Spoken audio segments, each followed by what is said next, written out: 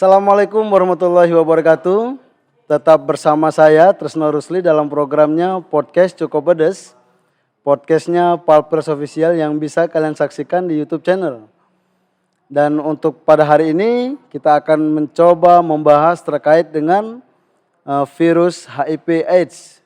Karena baru-baru ini orang dengan HIV AIDS ini sudah bisa dikatakan sudah dikucilkan di tengah masyarakat karena sebagian masyarakat menilai orang dengan pengidap penyakit itu akan mudah menular. Nah, seperti apa kronologi dari sifat virus itu sendiri?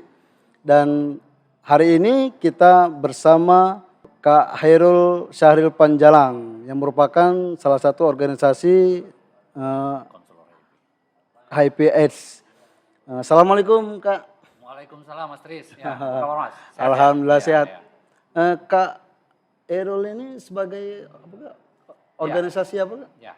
Saya ketua konselor HIV Sumsel, singkatan PKPHI, khusus untuk ngurusi HIV.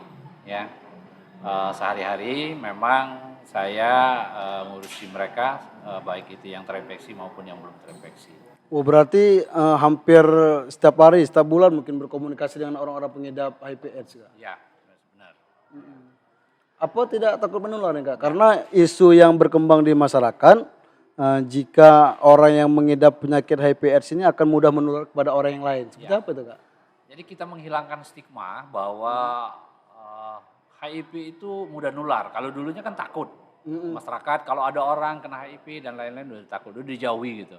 Kadang-kadang diasingkan. Tapi sekarang nggak usah takut stigma itu. Jadi HIV itu tidak mudah menular, ya. Tidak mudah menular dalam arti kata kalau tidak berhubungan atau dengan orang-orang yang terinfeksi HIV, ya. Karena apa? Karena menularnya HIV ini hanya satu berhubungan seks, bebas sama mereka yang sudah terinfeksi, yang kedua makan narkoba suntik, gantian alat suntiknya, yang ketiga adalah ibu yang menyusui anaknya bayi karena ibunya sudah terinfeksi. Oke. Nah ini Pak Tris mungkin supaya pemirsa tahu bahwa atau pemirsa Palpres tahu bahwa HIV ini adalah singkatan human infeksi virus. Jadi infeksinya itu oleh virus. Virus ini masuk ke tubuh manusia, yang dirusaknya itu adalah sistem kekebalan tubuh manusia. Imunitasnya. Kekebalan tubuh manusia itu darah putih kalau kita belajar dulu SMA ya. Nah itu yang dirusaknya, ya. Terus ada AIDS ya, itu virus. Jadi akibat dari penyakit virus menyerang sistem kekebalan tubuh ini, timbullah ada beberapa penyakit. Jadi virus ini nyerang kekebalan tubuh manusia. Kekebalan tubuh manusia ini adalah kalau kita belajar tentang tenterahnya badan kita. Jadi kalau ada penyakit atau virus atau kuman atau bakteri masuk ke kita, yang nyerangnya itu adalah, yang bunuhnya itu adalah sel darah putih. Ya, sel darah putih kita, kekebalan tubuh ini. Nah, virus ini yang diserang oleh virus ini adalah kekebalannya. Jadi peluru kita yang ada di badan yang diserangnya. Oleh sebab itu, kalau peluru kita ada di badan, berarti kalau ada penyakit di badan kita atau kita ketularan penyakit lainnya, TBC, hepatitis, terus ada mungkin tifoid, tipes dan lain-lain. Nah, itu yang berkembang. Itulah namanya AIDS akhirnya. Oh, jadi kalau HIV itu ialah virusnya, virus yang menyerang darah putih kita. Kekebalan tubuh manusia. Oke, dan kemudian akibat dari virus itu ialah AIDS-nya tadi, bahwa akan ada beberapa penyakit yang mudah menyerang tubuh. Seperti itu, Kak. Nah, kembali ke stigma tadi Kak, kalau sejauh ini kan masyarakat menilai bahwa virus HIV AIDS ini mudah menular pada masyarakat yang lain Kak. Nah, apakah hanya 3 itu? Berhubungan seks, kemudian apa tadi Kak? Pakai narkoba suntik. Jarum bekas suntikan orang yang menderita HIV AIDS dan ibu menyusui seperti itu ya. Nah, untuk beberapa tindakan lain seperti bisa dikatakan misalnya friend kiss seperti itu ya. Apakah itu bisa menular Kak? Karena pertukaran air liur antara orang yang menderita penyakit AIDS dengan orang yang tidak menderita itu Kak. Jadi HIV ini sebenarnya ya tadi stigma ya, tidak mudah menular. Asal ini ada asalnya. Satu, dia tidak berhubungan dengan orang yang sudah mengidap HIV. Berhubungan seks. Oh iya, namanya ODA, orang dengan HIV/AIDS. Berhubungan seks maupun dia pakai narkoba suntik, yang suntik gantian alat suntiknya jauh, karena ada darah di dalam alat suntiknya, dia terpakai karena gantian alat suntiknya. Dan ibu yang menyusui, ya, yang menyusui misalnya ibunya sudah positif atau ODA itu orang dengan HIV/AIDS. Kalau OHIDA orang hidup dengan HIV. Misalnya istri aku positif, aku IDA, nah itu OHIDA namanya. Aku hidup dengan orang-orang yang sudah penyakit sudah kena HIV. Nah, kalau tidak berhubungan yang saya ceritakan tadi, berarti kan HIV ini tidak mudah menular, gitu, ya. Asal kita tidak berhubungan seks bebas dengan orang yang sudah kena, ya, ini bebas maksud saya. Kalau dipakai kondom mungkin enggak, ya. Atau pakai narkoba suntik yang alat suntiknya tidak gantian, ya. Atau ibu yang menyusui dia tidak menyusui ibunya, ya. Atau sekarang kan banyak sekali penyakit G yang berhubungan seks bebas lewat anus dan lain-lain. Dan itu bisa diserang? Bisa. Walaupun gay, lesbi seperti itu? Ya. Karena dia berhubungan seks lewat dubur dan lain-lain. Kalau laki-laki ke laki-laki. Ya. Nah ini yang mungkin pemirsa sekalian, Palpres, bahwa harus kita ketahui. Yang selama ini mungkin orang takut berhubungan dengan orang HIV dan lain-lain. Sebenarnya nggak usah takut. Ya, saya selama ini berenang sama mereka. Terus saya selama ini satu hotel dengan mereka, satu kamar dengan mereka. Terus saya minum, makan sama mereka, ya. Terus saya ganti pakaian sama mereka, ganti baju sama-sama pakai baju dan sama-sama mungkin gantian baju dan lain-lain. Nah, itu menularkan asal kita tidak berhubungan yang tadi. Nah, ini yang perlu masyarakat ketahui bahwa berarti tidak menular. Kalau dulu kan ditakuti. Iya, betul. Ya, kita deket nyobain lagi kita berlari, ya. Betul. Nah, untuk itu, ngapain kita takut ya dengan orang-orang yang sudah kena penyakit virus HIV/AIDS. Nah, di Palembang banyak gitu, sudah banyak sekarang yang mereka rata-rata sudah terbuka tentang HIV ini. Ya, masyarakat juga sudah mengerti. Nah, ini mungkin untuk kita ketahui bersama, terutama pemirsa Palpres, ya, cukup pedas. Ya, jadi mungkin beberapa poin yang bisa diambil dari statement Kak Erol tadi bahwa penularan HIV/AIDS itu hanya 3 nih Kak ya. Yang pertama berhubungan seks jelas, yang kedua jarum suntik yang sudah disuntikan kepada orang penderita HIV/AIDS, dan yang ketiga ibu menyusui.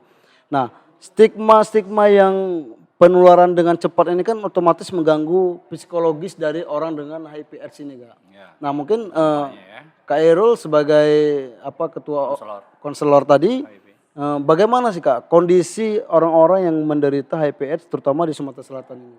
Ya, karena tadi stigmanya, jadi menganggap kadangkala yang pertama sekali, misal dia datang ke klinik PCT-nya, PCT itu voluntary counseling test, tempat klinik yang didirikan oleh pemerintah maupun LSM.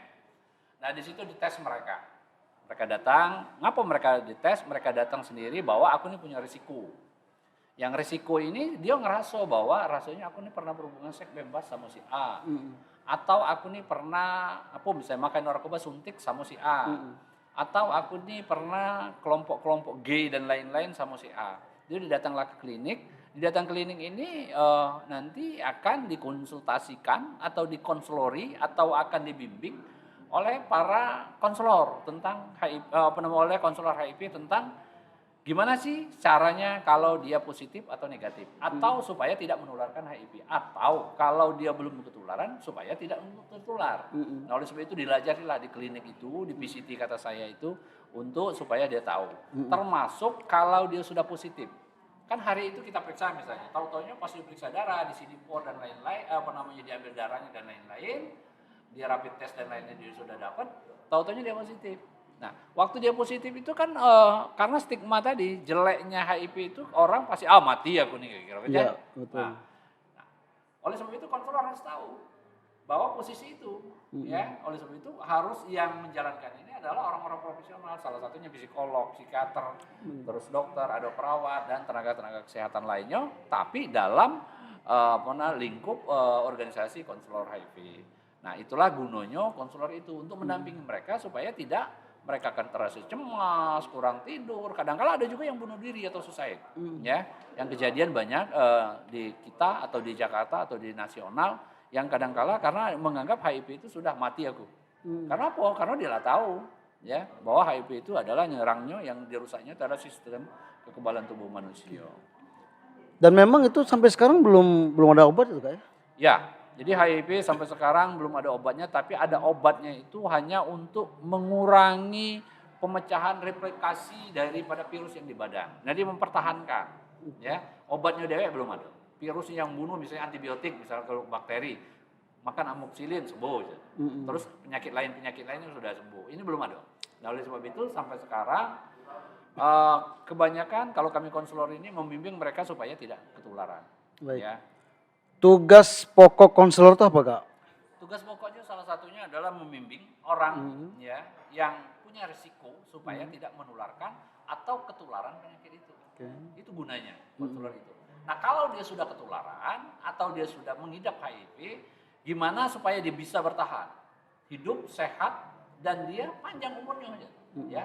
Terutama kalau bisa jangan sampai menularkan kepada istrinya, keluarganya atau pasangan lainnya.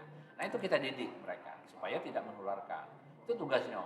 Dan masyarakat lainnya yang belum itu kita beritahukan gimana caranya supaya tidak ketularan HIV. Oleh sebab itu kita cara masang kondom harus gini, harus gini, harus gini. Nah, itu di dalam satu ruangan yang diskusi biasanya. Oke, mungkin dengan kata lain ya pemirsa Cukup Pedes, organisasi konselor ini ya paling tidak banyak sekali nih berkomunikasi dengan orang-orang dengan pengidap HIV/AIDS seperti itu Kak ya. ODA namanya. ODA, orang dengan HIV/AIDS. Nah, mungkin selama organisasi ini berkomunikasi dengan penderita itu nih, seperti apa nih cara psikologis mereka ini Kak? Kebanyakan kalau mereka sudah positif, yang sudah positif ya, sudah positif pasti cemas, kan takut. Mereka nggak nyangka bahwa dia sudah positif. Terus dia nggak nyangka dia kok bisa ketularan dan lain-lain. Itu biasa. Ada yang saya pernah dapat, salah satu ini contoh aja. Salah satunya adalah ibu rumah tangga yang sama sekali ibu rumah tangga ini nggak menyangka bahwa dia akan kena positif HIV. Tahu-taunya pas kita telusuri memang suaminya yang sering jajan. Karena suaminya itu adalah supir truk yang mungkin sering kali kencing di jalan atau stop-stop di jalan karena berhubungan seks bebas dengan perempuan nakal. Jadi suaminya yang bawa ke bininya. Nah, ini yang terjadi yang ada. Nah, sekarang mungkin sudah beranjak memang sudah masuk ke rumah tangga dan lain-lain. Yang kadang-kala kita tidak tahu-taunya pasangan kita yang bawa. Nah, ini yang perlu juga kita edukasi ya kepada masyarakat. Stigma-stigma terkait dengan HIV/AIDS yang mudah menular itu masih berkembang di masyarakat. Masih. Jadi mereka ketidaktahuan ya, pengetahuan salah satu pengetahuan. Oleh sebab itu kita terus di klinik, di kesehatan maupun di lembaga-lembaga sosial lainnya atau LSM lainnya yang kita galakkan di masyarakat maupun di pemerintahan, yaitu sosialisasi tentang supaya stigma itu hilang. Kalau dulu orang-orang kesehatan saja stigma tentang HIV itu kalau misal contoh ada pasien HIV yang sudah positif, dia cabut gigi, dokternya bayar lagi takut dulu. Iya betul. Nah, padahal tidak perlu takut, ya, karena sudah ada ilmunya sampai sekarang. Cak mana makin tidak tertular. Terus ada juga bidan, apa dokter, ya dokter ngoperasi ibu yang sudah positif mau sesar anaknya.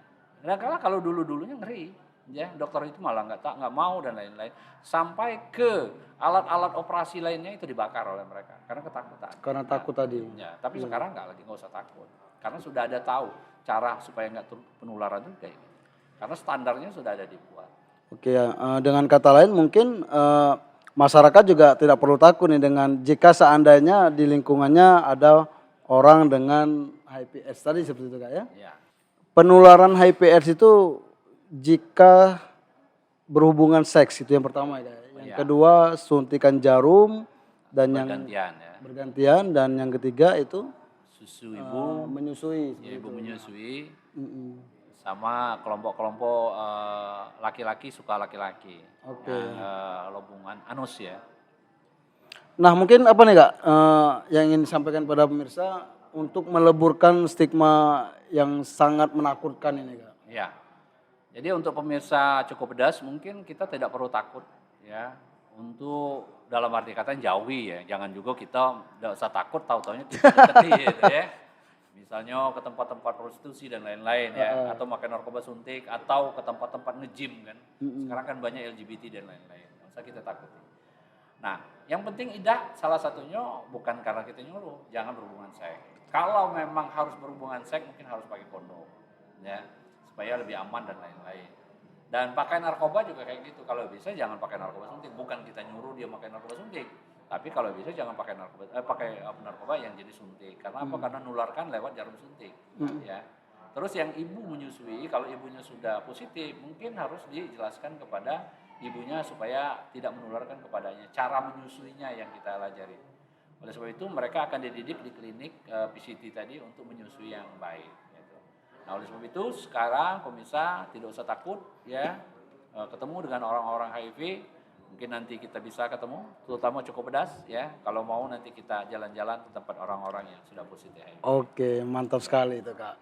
Oke, jadi pemirsa Cukup Pedas, tayangan ini bukan mengajak pemirsa untuk berhubungan seks secara berganti-ganti pasangan seperti itu Kak ya. Ya. Karena tetap berhubungan seks dengan berganti-ganti pasangan itu sangat dilarang karena itu memudahkan berbagai penyakit menyerang ke tubuh kita. Jadi memang, namun demikian, jika seandainya ada nih di lingkungan masyarakat pemirsa ada orang yang mengidap penyakit itu, jangan khawatir karena masyarakat orang tersebut tidak akan menular selagi pemirsa tidak berhubungan seks dengan orang itu, berganti jarum dengan orang itu dan menyusui seperti itu. Baik pemirsa Cukup Pedas, sampai di sini dulu perjumpaan kita bersama pengurus ketua organisasi konselor HIV/AIDS Sumatera Selatan bersama Kak Khairul Sari Panjalang. Terima kasih banyak Kak. Terima kasih Mas Tris. Siap. Saya Trisno Rusli. Wassalamualaikum warahmatullahi wabarakatuh.